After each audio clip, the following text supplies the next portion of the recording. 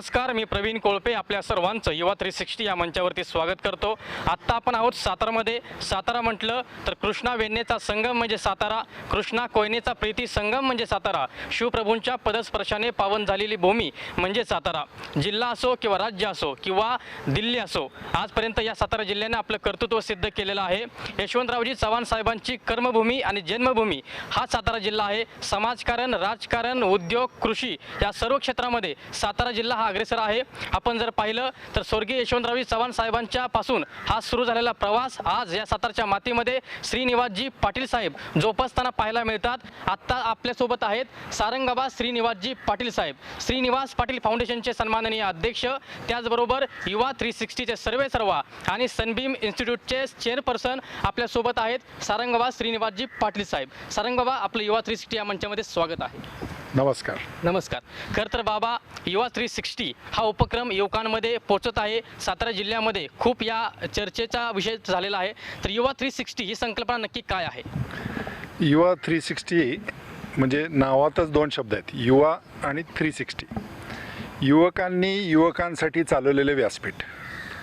आणि हे 360 का, तर ज्याला आपण म्हणतो ऑलराऊंड डेव्हलपमेंट। 360 दर्शवतो एक वर्तुळ, सर्कल, आणि सर्वांगीण विकास, ऑलराऊंड विकास, ऑलराऊंड डेव्हलपमेंट ही आज खरं काळाची गरज आहे। आपण फक्त युनिव्हर्सिटीमध्ये शिकून किंवा कॉलेजमध्ये शिकून एखादी डिग्री मिळवतो, परंतु पुढच्या आपल्या आयुष्यासाठी, व्यवसायासाठी, नोकरीसाठी ती परिपूर्ण अशी कौशल्य आपल्याला मिळवून देऊ शकते का, याबद्दल अनेक जणांना आता शंका आहेत। आणि त्यामुळे शिकत असतानाच इतर जी कौशल्य आहेत, मग ती संभाषण कौशल्य असेल, वक्तृत्व कौशल्य असेल, व्यवस्थापनाचं कौशल्य असेल, इंटरपर्सनल स्किल्स ज्याला आपण म्हणतो ते कौशल्य असेल, मॅनेजमेंटचं कौशल्य असेल, ही सगळी कौशल्य आपल्या ग्रामीण भागातल्या मुलांमध्ये डेव्हलप व्हावी यासाठीचा हा युवा 360 असा प्रोग्राम। आणि हा युवकांनीच संचलित केलेला प्रोग्राम आहे। आमचं फक्त श्रीनिवास पाटील फाउंडेशन मार्फत त्याला मार्गदर्शन आणि पाठबळ।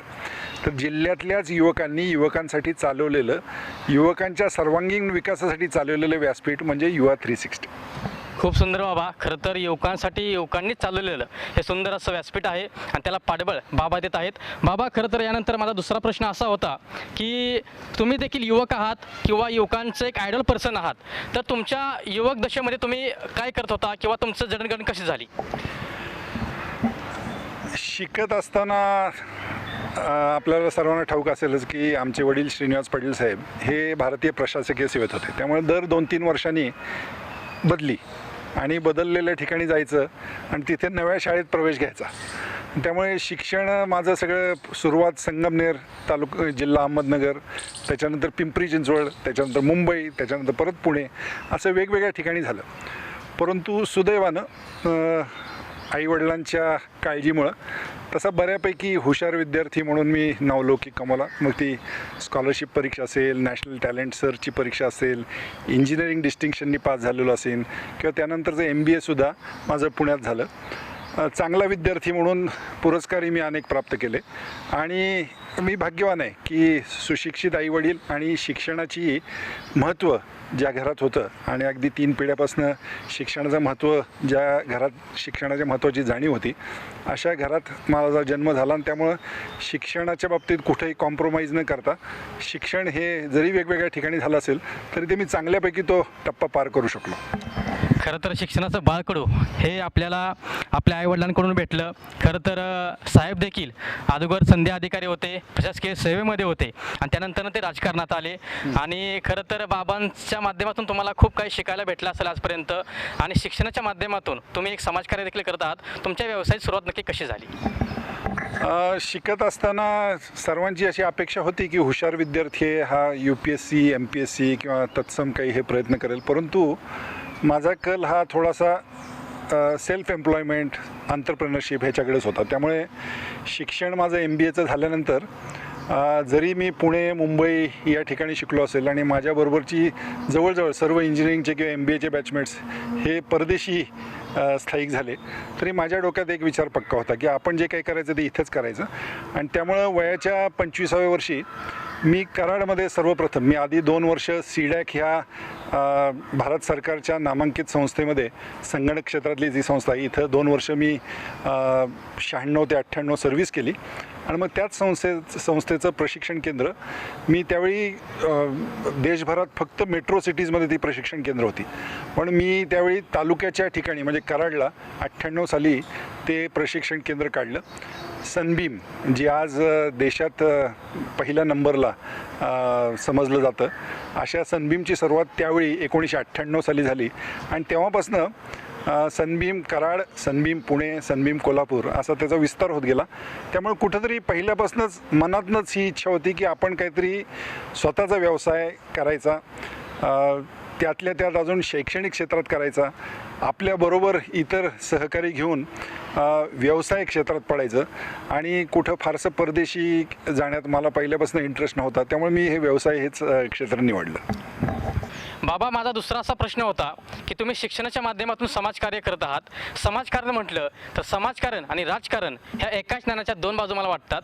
त्यामुळं आज जर आम्ही तुमचं सर्चिंग केलं तर समाजकारणामध्ये तुम्ही श्रीनिवास पाटील फाउंडेशनच्या माध्यमातून, आपल्या सनबीम इन्स्टिट्यूटच्या माध्यमातून आणि युवा 360च्या माध्यमातून समाजकार्य करत आहात, तर याचं नक्की गणित काय आहे आणि समाजकारणाला तुम्ही राजकारणात जोड कशी दिली? माझी सुरुवात तशी व्यवसायातनं झाली 98 साली. योगायोगानं 99 साली श्रीनिवास पाटील साहेबांना येऊन इथे त्यावेळेच्या कराड लोकसभा मतदारसंघातनं लोकसभेची उमेदवारी करावी लागली आणि तेव्हापासून कुटुंबामध्ये राजकारणाचाही प्रवास चालू झाला. त्यानंतर साहेब राज्यपालपदी गेले. मग पुन्हा 2019ला जी विशिष्ट परिस्थिती निर्माण झाली त्यामध्येही साहेबांना पुन्हा एकदा सातारा लोकसभा मतदारसंघाची खासदारकीची जबाबदारी घ्यावी लागली. हे करत असताना नॅचरली वडील जे जिल्ह्याची सेवा करू पाहत आहेत त्यात आपलाही काहीतरी हातभार असला पाहिजे, घरच्या मंडळींचंही त्यांना सहकार्य असलं पाहिजे. ह्या हेतूनी 99 सालापासूनच राजकारणामध्ये सुद्धा सपोर्टिंग रोलमध्ये मी होतोच. राजकारण आणि व्यवसाय तसं फुल टाईम ॲक्टिव्हिटीज आहेत, परंतु हे करत असतानासुद्धा सामाजिक उपक्रम, समाजकारण, समाजाचा विकास घडवून आणण्यासाठी आपले काही प्रयत्न हे करणं गरजेचं असतं. शेवटी व्यवसाय हा कशातनं निर्माण होतो? समाज सुदृढ असेल तरच तुम्हाला त्या समाजातनं व्यवसायाच्या संधी मिळतात. राजकारणाच्या सुद्धा संधी, समाज जर ठिकाणावर असेल, समाज जर सक्षम असेल, समाज जर व्यवस्थित मानसिकतेत असेल तरच राजकारण होऊ शकतं. आता आपण पाहतो श्रीलंकेमध्ये जे चाललं आहे, सिरियामध्ये जे चाललं आहे, अफगाणिस्तानमध्ये जे चाललं आहे, तिथे व्यवसाय किंवा राजकारण होऊ शकतं का? ते अगदी म्हणजे हास्यास्पद होईल. त्यामुळे जोपर्यंत समाज बळकट आहे, समाज स्थिर आहे, समाज मन स्थिर आहे, सामाजिक सलोखा स्थिर आहे, अशा परिस्थितीमध्येच फक्त व्यवसाय होऊ शकतो किंवा राजकारण होऊ शकतं. आणि त्यामुळं आपणही समाजाला काहीतरी देणं लागतो. समाजाची थोडीशी सुधारणा करणं, समाजाला बळकट करणं, समाजातले जे वंचित घटक आहेत त्यांच्यासाठी आपण व्यवसाय करत असतानासुद्धा आपली एक सामाजिक बांधिलकी म्हणून किंवा राजकारण करत असतानासुद्धा आपली एक सामाजिक बांधिलकी म्हणून ते केलं पाहिजे. आणि त्यामुळं व्यवसाय असो, राजकारण असो, यातनं वेळ काढून वेगवेगळे सामाजिक उपक्रम करायचे आणि त्यातनं काहीतरी समाजासाठी आपण करत राहायचं. ह्या हेतूनी ह्या दोन्ही जरी फुल टाईम ॲक्टिव्हिटीज असल्या तरी श्रीनिवास पाटील फाउंडेशनच्या माध्यमातून आपण मुद्दामून वेळ काढून हे उपक्रम गेले 10-12 वर्ष आपण करतो आहे. खरं तर खूप चांगले उपक्रम आम्ही बघितले. त्यातले काही उपक्रम तुम्ही सांगू शकाल का आत्ता? आपण तसं श्रीनिवास पाटील फाउंडेशन ची स्थापना जवळजवळ 12 वर्षापूर्वी झाली. सुरुवातीला संगणक साक्षरता हे आपण घेतलं.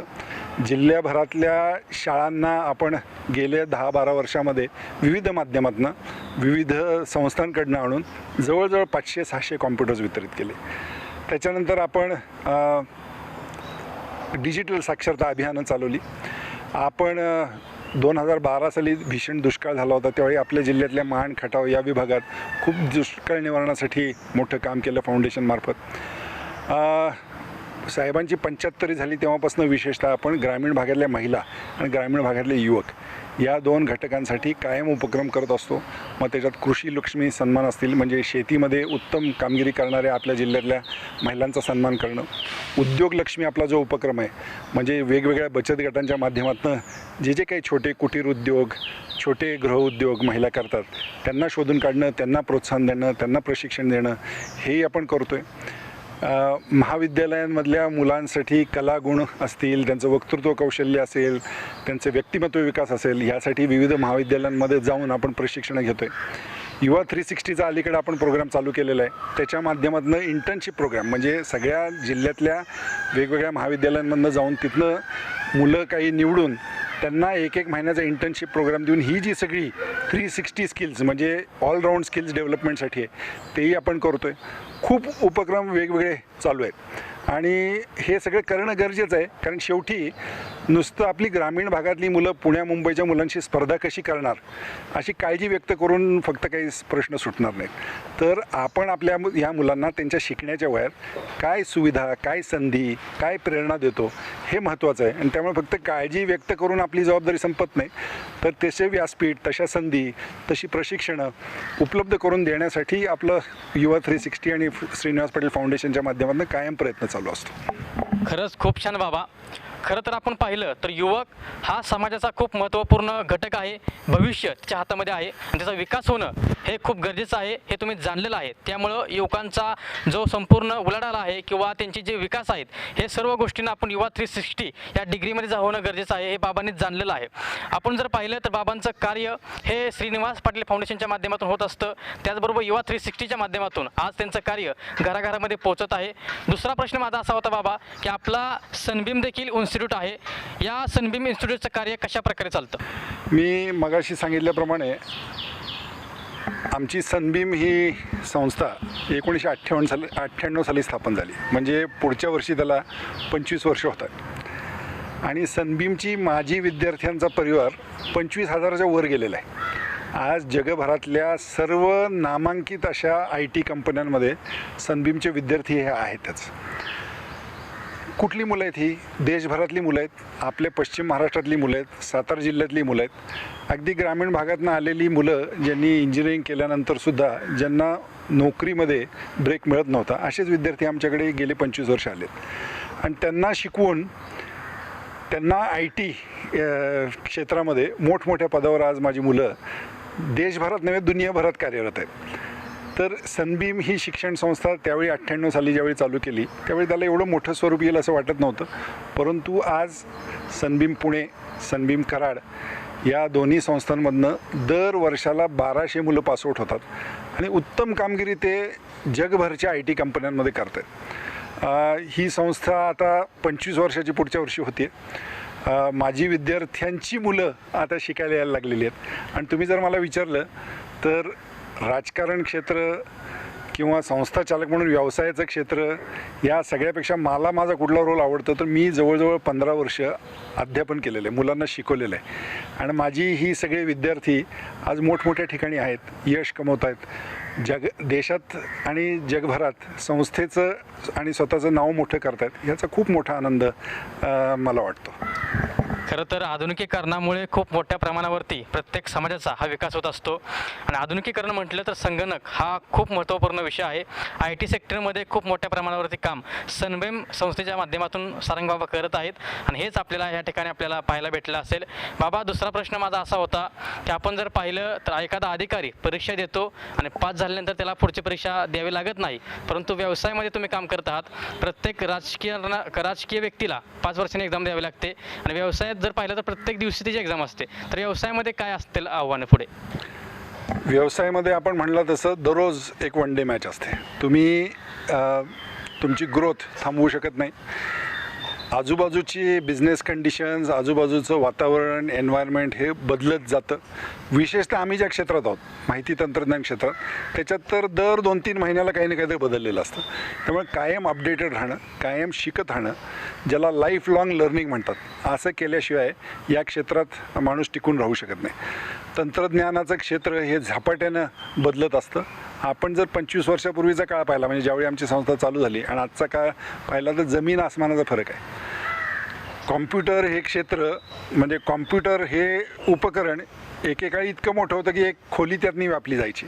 आता आपल्या खिशात आपण जे घेऊन फिरतो आपला मोबाईल, तेच एक कॉम्प्युटर आहे. आता तुम्ही प्रत्येक गोष्टीसाठी ऑनलाईन होणं गरजेचं आहे. नोकरीचं ॲप्लिकेशन करायचं असेल तरी ते ऑनलाईन करावं लागतं, बँकेचे व्यवहार करायचे म्हणलं तर ते ऑनलाईन करावं लागतं, एखाद्या शेतकऱ्यांनी एखाद्या योजनेचा फॉर्म भरायचा म्हटलं तरी तो ऑनलाईन करावा लागतो.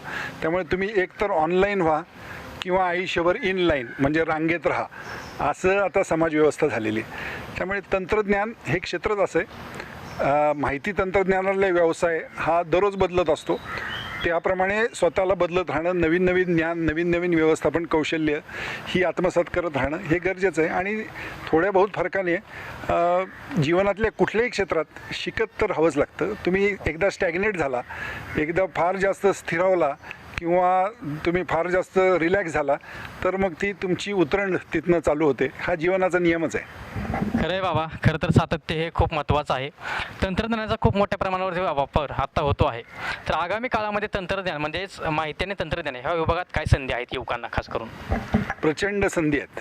म्हणजे आपण पाहतो गेले 2-2.5 वर्ष कोविडच्या महामारीमुळे बाकी बऱ्याचशा क्षेत्रांना फटका बसला, परंतु ह्या 2-2.5 वर्षातसुद्धा माहिती तंत्रज्ञान क्षेत्रात कुठेही मंदी जाणवली नाही.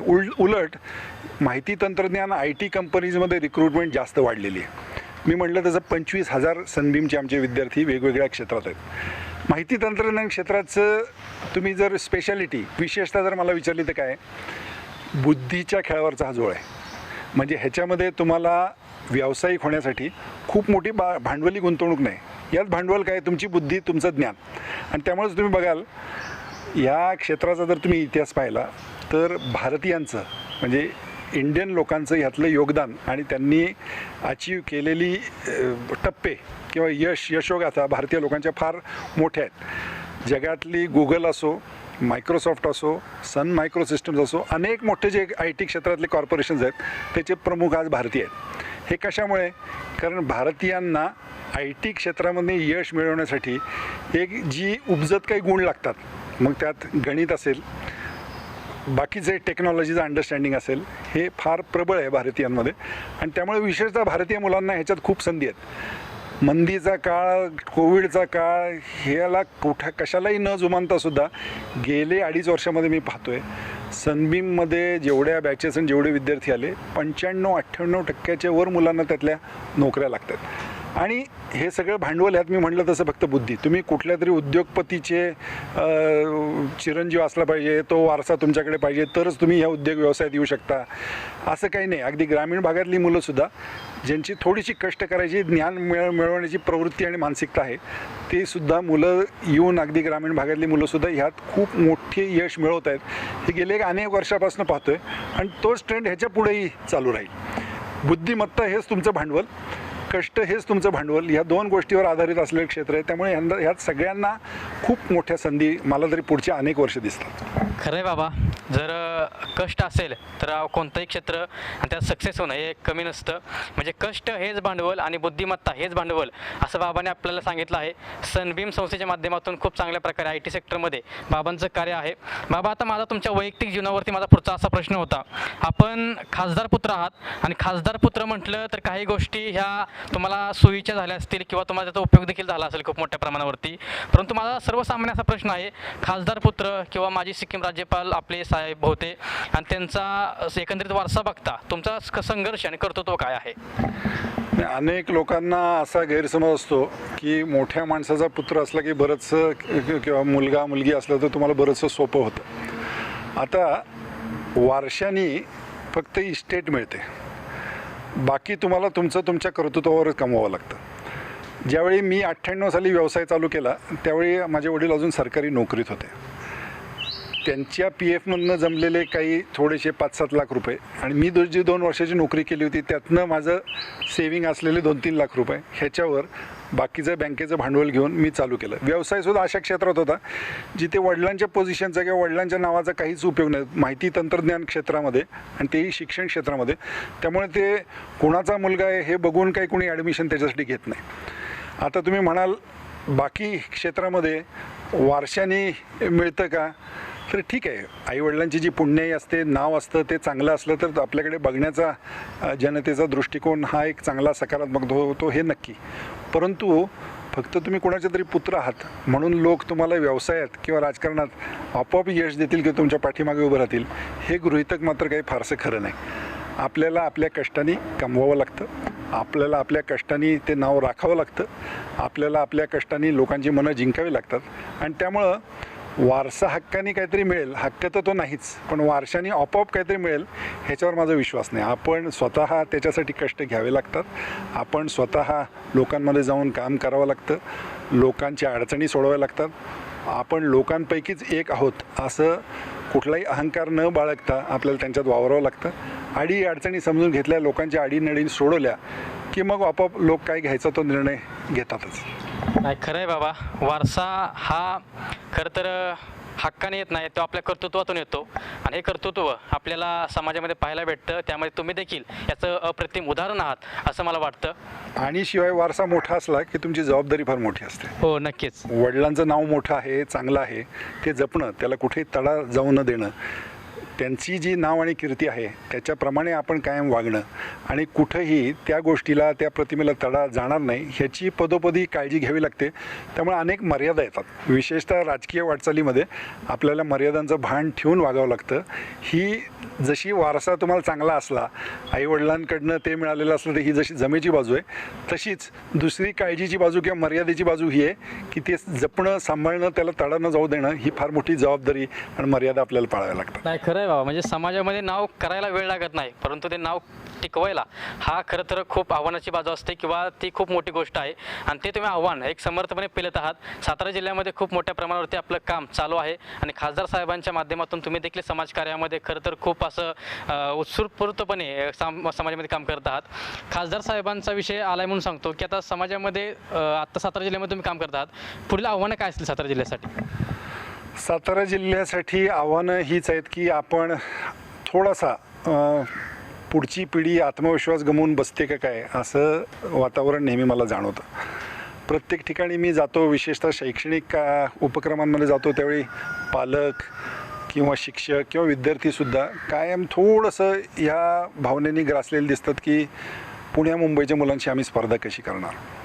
आणि मला असं वाटतं की दुर्दैवानं आपल्या सातारा जिल्ह्याचा उज्ज्वल इतिहासाचा विसर आपल्यालाच पडलेला दिसतोय. म्हणजे मगाशी आपण सांगितलं तसं राजकारणात तर कायम सातारा जिल्ह्याने महाराष्ट्राचं, देशाचं नेतृत्व केलं. 5-5, 6-6 मुख्यमंत्री ह्या मूळच्या सातारा जिल्हा म्हणजे निरेपासनं वारणेपर्यंत जो प्रदेश आहे, जो सातारा आणि दक्षिण सातारा झाल्यानंतर सातारा आणि सांगली झाला, या प्रदेशाने 6-6 मुख्यमंत्री महाराष्ट्राला दिलेले आहेत. परंतु त्याचबरोबर संस्कृतीच्या क्षेत्रात, साहित्याच्या क्षेत्रात, विद्वत्तेच्या क्षेत्रात, बुद्धिमत्तेच्या क्षेत्रात सुद्धा सातारला खूप मोठी परंपरा आहे, हे आपण विसरून गेलेलं आहे. आणि त्यामुळं हा आत्मविश्वास पहिला तर निर्माण करणं आपल्या पुढच्या पिढीमध्ये हे फार आव्हानात्मक आणि गरजेचं आहे. ते जर एकदा निर्माण झालं की मग पुढची कुठलीही आव्हानं हा सातारा जिल्हा पेलू शकेल असं मला वाटतं. त्यामुळे मुख्य आव्हान हे आहे की नव्या पिढीमध्ये तो आत्मविश्वास निर्माण करणं की नाही, जगाच्या पाठीवर आम्ही कुठेही गेलो तरी सातारकर म्हणून आम्ही कमी पडणार नाही, आमच्यामध्येही ती सर्व कौशल्य आणि ते सगळे गुण आहेत, हे आत्मविश्वास निर्माण होणं हे खरं मोठं आव्हान आहे. नाही, खरं आहे बाबा. खरं तर सारंगबाबांनी सांगितल्याप्रमाणे सातारा जिल्हा हा आपल्या कर्तृत्वाच्या जोरावरती नेतृत्व करणारा हा जिल्हा आहे. बाबा, माझा शेवटचा प्रश्न असा असेल, आपले युवा 360 स्टुडंट आणि सातारा जिल्ह्यातील युवक यांना तुम्ही शेवटचा संदेश काय द्याल? युवकांना माझा संदेश हाच राहील, म्हणजे मी जे काही या वर्गाशी गेले 25 वर्ष निगडीत आहे, शैक्षणिक संस्थेच्या माध्यमातून म्हणा किंवा समाजकार्याच्या माध्यमातून म्हणा, आता 25 वर्षापूर्वीचं जग आणि आताचं जग ह्यात जमीन आसमानाचा फरक आहे. आता संधी खूप उपलब्ध आहेत. म्हणजे तुम्ही आता फक्त काही डॉक्टर आणि इंजिनियर झाला म्हणजेच तुम्ही आयुष्यात यशस्वी झाला अशी काही परिस्थिती राहिलेली नाही. प्रत्येक क्षेत्रामध्ये संधी आहे.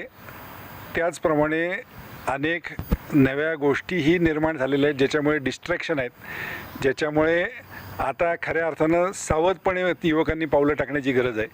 खरं काय, खोटं काय, टी व्हीचा मारा म्हणा, मीडियाचा मारा म्हणा, सोशल मीडियाचा मारा म्हणा, एवढा प्रचंड झालेला आहे की खरं काय, खोटं काय, चांगलं काय, वाईट काय, ह्याच्यामधला फरक समजणं हे खरं आता मोठं आव्हानात्मक झालेलं आहे. संधी एका बाजूनी प्रचंड आहेत, तुमचं वयोगट जो आहे 18 ते 25 या वयोगटामध्ये तुम्ही जेवढं कष्ट कराल, जेवढं ज्ञान आत्मसात कराल, जेवढी कौशल्य आत्मसात कराल, तेवढाच तुमचा पुढचा जीवनाचा पट मोठा आणि प्रशस्त आणि समृद्ध होत जाणार आहे. परंतु त्यासाठी या 18 ते 25 या वयोगटामध्ये तुम्ही सकारात्मक राहून जास्तीत जास्त ग्रहण करणं, जास्तीत जास्त शिकणं, जास्तीत जास्त ज्ञान घेणं, जास्तीत जास्त अनुभव घेणं आणि ह्या कोवळ्या वयातच चांगलं काय वाईट काय, खरं काय खोटं काय यातला फरक करायला शिकणं हे गरजेचं आहे.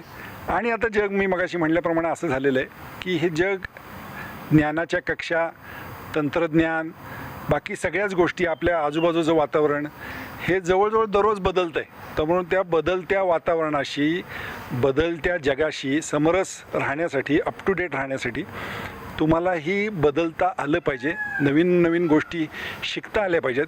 त्यामुळे आजीवन विद्यार्थी म्हणजे तुम्ही ग्रॅज्युएट झाला आणि शिक्षण तुमचं संपलं म्हणजे शिकण्याचं कार्य तुमचं संपलं असं न मानता कायम आयुष्यभर शिकत राहणं, अपडेट होत राहणं हे गरजेचं आहे. आणि संधी जशा खूप आहेत तसंच आव्हानंही आहेत. ह्या दोन्हीचा मेळ साधून माझ्या मते सातारा जिल्ह्यातल्या विद्यार्थ्यांमध्ये पोटेन्शियल खूप आहे. परमेश्वरांनी बुद्धीचं, प्रतिभेचं वाटप करत असताना शहरी भागाला काही वेगळं आणि ग्रामीण भागाला वेगळं असा दुजाभाव केलेला नाही.